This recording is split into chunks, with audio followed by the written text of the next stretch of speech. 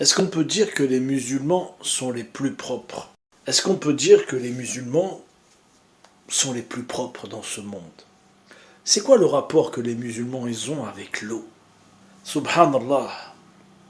Est-ce que vous vous rendez compte que le musulman il fait minimum 5 prières par jour? Minimum. Donc 5 fois par jour, il va se laver, faire les ablutions. Les mains, la bouche, le nez, les oreilles, une grande partie du corps. Quand il va aux toilettes, il ne fait pas comme certains, juste avec du papier, mais il rajoute, il se lave avec de l'eau à la fin. Quand il a un rapport sexuel avec son épouse, le musulman ne peut pas rester en état d'impureté. Il faut qu'il prenne une douche après chaque rapport sexuel. Il faut qu'il prenne une douche. Donc si la personne, déjà, elle se lave, elle aime bien prendre sa douche le matin ou le soir, ça fait déjà une douche. Plus si la personne a un rapport, ça fait 2 douches par jour. Mais ça fait combien de fois? Il se lave combien de fois par jour, le musulman? S'il a un gaz, il doit refaire ses ablutions. Il doit refaire ses ablutions. Il se lave. Mais combien de fois il peut faire ses ablutions? Combien de fois il peut se laver dans la journée, le musulman? Il y en a qui se lavent 10 fois, 15 fois, mais je ne sais pas si vous vous rendez compte. Il y a celui qui va faire ses 5 prières. À chaque fois, il va faire les ablutions. Ça fait déjà 5.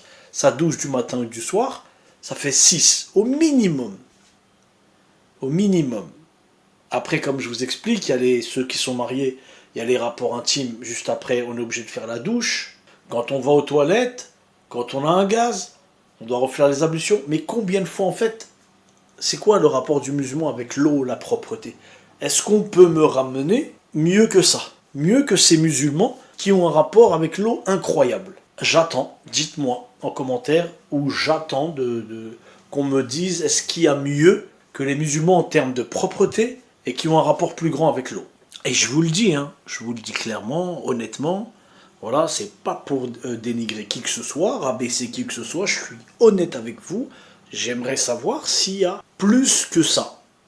C'est tout, je sais pas si les gens ils se rendent compte en fait, je sais même pas si les gens qui sont pas trop connaisseurs en matière de religion musulmane, est-ce qu'ils savent ça déjà? Ils savent pas tout ça. Ils savent pas qu'après chaque rapport, il faut prendre la douche. Aux toilettes, on se lave avec de l'eau. Quand on a un gaz, ceux qui veulent être en état de pureté, il faut qu'ils refassent les ablutions, c'est-à-dire leur lavage rituel, etc., etc., etc. Le mort musulman, on le lave, on lui met du parfum. Même quand il meurt, on le lave, etc. Dans les autres communautés, je ne sais pas comment que ça se passe.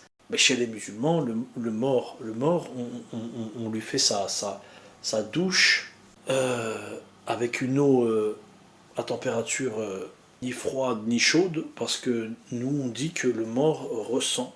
Quand il est mort, il ressent, il peut ressentir la douleur. Alors on le lave avec une eau avec une bonne température. Donc comme je vous dis, c'est pas pour rabaisser qui que ce soit, mais je voudrais juste que les gens prennent conscience de ça, du rapport que les musulmans ont avec l'eau.